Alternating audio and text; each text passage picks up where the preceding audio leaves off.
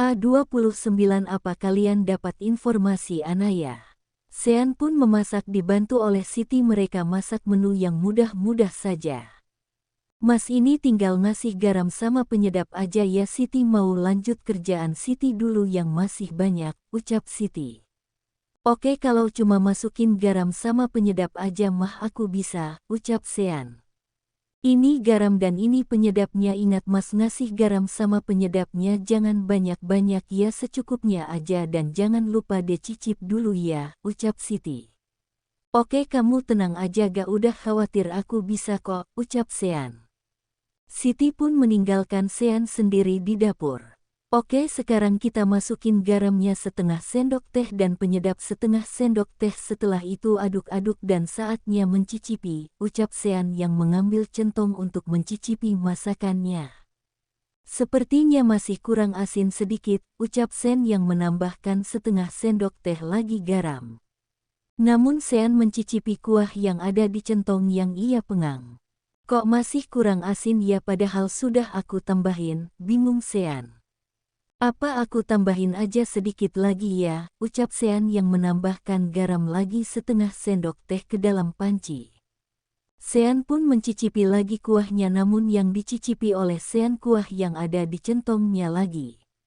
Ini garam apa sih kok gak asin-asin padahal udah aku tambahin masih aja gak asin-asin, ucap Sean yang kesal. Astaga pantesan aja gak asin-asin gue nyicipin yang dicentong aja yang di dalam panci gak gue cicipin, aduh gimana ini, ucap Sean bingung. Aha gue tambahin aja gula banyak-banyak biar gak asin, ucap Sean yang menambahkan gula pasir ke masakannya dengan beberapa sendok. Gimana udah mas apa belum gue udah kelaparan nih, tanya Aaron yang menghampiri Sean di dapur. Ini udah mateng kok lo tunggu aja di meja makan gue wadahin dulu ke mangkok, ucap Sean yang sedang mencari mangkok untuk mewadahi sop ayam yang ia buat tadi. Aaron pun menuju ke meja makan. Nih dimakan gue jamin lo pasti suka, ucap Sean yang langsung meletakkan semangkuk sop ayam buatannya ke atas meja. Aaron pun menyicipi masakan Sean. Katanya lo gak bisa masak ini enak masakan lo, ucap Aaron yang langsung memakan masakan Sean. Kalau enak makanlah, ucap Sean. Ambilin gue nasi, ucap Aaron. Sean pun langsung mengambilkan Aaron nasi yang cukup banyak. Ini abisin, ucap Sean. Aaron pun langsung memakan nasi itu dan sop buatan Sean dengan lahapnya. Gue jadi penasaran sama sop buatan gue seenak apa sampai lo makan dengan lahapnya, ucap Sean yang langsung menuju ke belakang mengambil sop untuknya. Sean duduk di meja makan bersama Aaron dan langsung mencicipi masakannya. Bebe bur, huek rasanya gak karuan, ucapnya sendiri. Tapi kok bos makan dengan lahap banget ya padahal gue aja yang mencicip sedikit aja mau muntah sedangkan dia makan dengan lahapnya, batin Sean yang melihat Aaron makan. Lo kenapa kalau lo gak suka sini buat gue aja, ucap Aaron yang langsung mengambil mangkuk sop milik Sean. Semoga aja nanti saat gue mau punya anak gak aneh kayak di bos deh, batin Sean yang ngeri melihat Aaron makan. Akhirnya kenyang juga gue. Masakan lo enak banget hampir sama-sama masakan Anaya meskipun masakan Anaya yang paling enak di dunia ini, ucap Aaron setelah menghabiskan semua makan yang ada di hadapannya. Enak dari mana gue aja mau muntah makannya, batin Sean. Di tempat lain Anaya dan rombongannya baru sampai di rumah Papa Rosie. Ayo kita masuk, ajak Papa Rosie. Ini rumah Papa, tanya Anaya tak percaya. Iya ini rumah Papa sekarang kalian akan tinggal di sini, ucap Papa Rosie. Om tinggal di rumah sebesar ini sendirian, tanya Via. Gak sendirian kok di sini ada satpam dan juga para art, ucap Papa Rosie.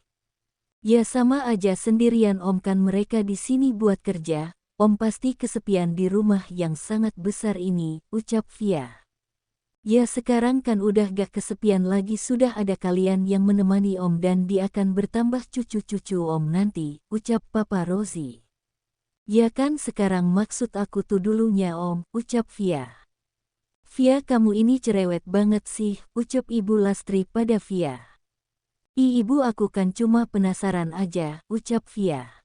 Gak papa Lastri, dia cuma pengen tahu kehidupan aku aja. Kita ngobrolnya di dalam aja yuk biar enak, kalian pasti capek kan menempuh perjalanan yang sangat melelahkan, ucap Papa Rosie. Mereka pun memasuki rumah Papa Rosie. Naya, Via dan Ibu Lastri pun terpukau melihat keindahan rumah Papa Rosie. Bibik, tolong bawakan barang-barang mereka ke kamar tamu ya, dan barang yang ini tolong bawa ke kamar Aaron ya, ucap Papa Rosie. Baik tuan, ucap Art itu yang langsung membawa barang-barang Anaya, Via dan Ibu Lastri ke kamar mereka. Om, ATR-nya orang Indo ya, tanya Via. Iya om, sengaja minta semua yang bekerja di rumah ini orang Indo biar om gak kaku ngomong Indonya saat pulang ke Indo nanti, ucap Papa Rosie. Oh gitu, ucap Via. Barang Bang Anya tadi dibawa ke kamar Mas Aaron, ucap Anaya. Iya, ke kamar Aaron akan kamu istrinya, ucap Papa Rosie. Tapi nanti Mas Aaron tahu kalau aku di sini gimana, ucap Anaya yang khawatir. Suami kamu itu kalau gak papa paksa ke sini dia gak akan mau ke sini, jadi kamu tenang saja ya, ucap Papa Rosie. Anaya pun bernafas lega. Kamu kan sekarang sudah duda, kenapa kamu gak mencari keberadaan Sumarni, siapa tahu saja dia sekarang janda ataupun belum menikah, ucap Ibu Lastri. Si Marni siapa, kenapa namanya sama seperti nama ibuku, ucap Anaya. Sumarni teman kami dulu dan Rosie pernah pacaran sama dia dan terhalang restu sehingga dia pergi meninggalkan Rosie, ucap Bu Lastri. Apa perempuan yang papa ceritain ke aku yang kata papa pernah menolong papa di desa dulu, ucap Anaya. Iya, itu orang yang sama dulu papa hanya mengarang cerita sama kamu, yang sebenarnya kami bertemu itu saat papa pergi dari rumah, dan Lastri, Joko dan Sumarni inilah yang menolong papa dan mencarikan papa kerjaan, ucap Papa Rosie. Ngai, nama ibumu Sumarni, ucap Ibu Lastri. Iya Bu, dia ibu angkat aku. Aku ditemukan di tong sampah dan dirawat oleh ibu dan ayahku, ucap Anaya. Semua orang melihat ke arah Anaya saat Anaya mengatakan kalau Anaya adalah anak angkat. Jadi kamu tidak tahu siapa orang tua kamu, Nai, tanya Ibu Lastri. Tidak Bu, yang aku tahu adalah Ibu Sumarni ibu aku, ucap Anaya. Malang sekali nasibmu, Nai, ucap Ibu Lastri yang kasihan kepada Anaya. Apa ibu Mbak Naya masih hidup, tanya Via. Ibuku masih hidup, aku sebenarnya menikah dengan Mas Aaron karena ibuku, ucap Anaya yang keceplosan. Maksud kamu apa, Nai, tanya Papa Rosie penasaran. Gak kok Pak, aku asal bicara aja, ucap Anaya yang panik. Kamu jangan takut nak, Papa akan melindungi kamu, ayo ceritakan yang sebenarnya, ucap Papa Rosie. Sebenarnya aku diberikan ke Mas Aaron untuk melunasi hutang ayah ke Mas Aaron karena ayah kalah berjudi, dan aku juga meminta Mas Aaron untuk membiayai operasi ibu sampai ibu sembuh, ucap Anaya.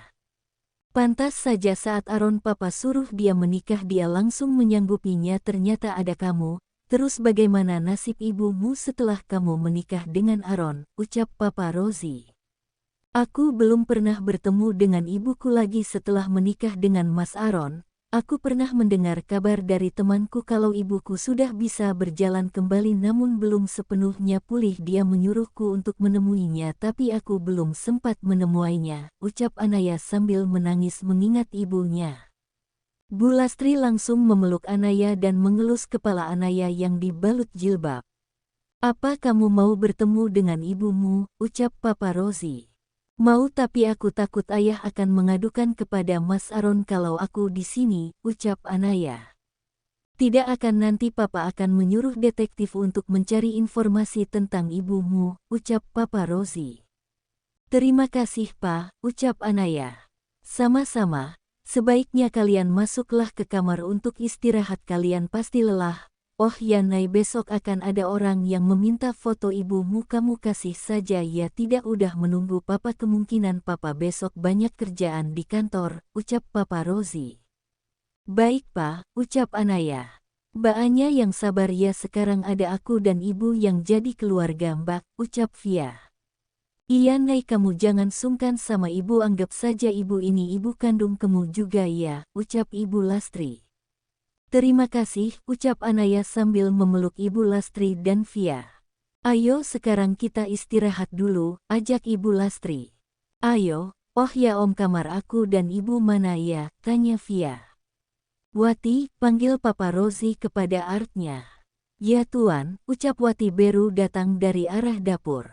Tolong kamu antarkan mereka ke kamar, dan tunjukkan kepada mantu saya kamar Aron, ucap Papa Rozi. Baik Tuan, mari saya tunjukkan kamarnya, ucap Wati. Mereka pun mengikuti Wati dari belakang menuju kamar mereka. Di tempat lain Aron tengah duduk melamun di balkon kamarnya sambil memeluk baju Anaya. Sayang, kamu di mana sih? Kenapa susah sekali menemukanmu? Sudah sebulan kamu pergi tapi aku tidak menemukanmu, ucap Aron sambil mencium baju Anaya. Ternyata lo di sini, gue cariin kemana-mana, ucap Billy yang baru datang. Ada apa lo nyari gue, ucap Aron. Anak buah kita mendapatkan informasi tentang Anya, ucap Billy. Informasi apa? Apa kalian sudah menemukan Anaya, ucap Aron antusias. Kata anak buah kita Anaya pernah tinggal di Bogor bersama seorang gadis dan ibunya yang janda.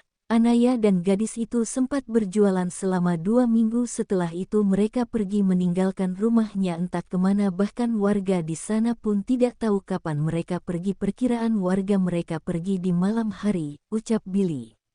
Dengan siapa Naya tinggal di sana, tanya Aron. Dengan gadis yang bernama Via dan ibunya Lastri. Yang membawa Anaya ke desa itu adalah Via, ucap Billy. Apa kalian sudah mencari informasi tentang gadis yang membawa Anaya ke desa itu? Ucap Aron penasaran sebab Anaya di kota ini tidak mengenal siapa-siapa kecuali Cindy ada Sandi. Gadis yang membawa Anaya adalah seorang pelayan yang dulu ingin meracuni lo dan lo tolong waktu di restoran, ucap Billy.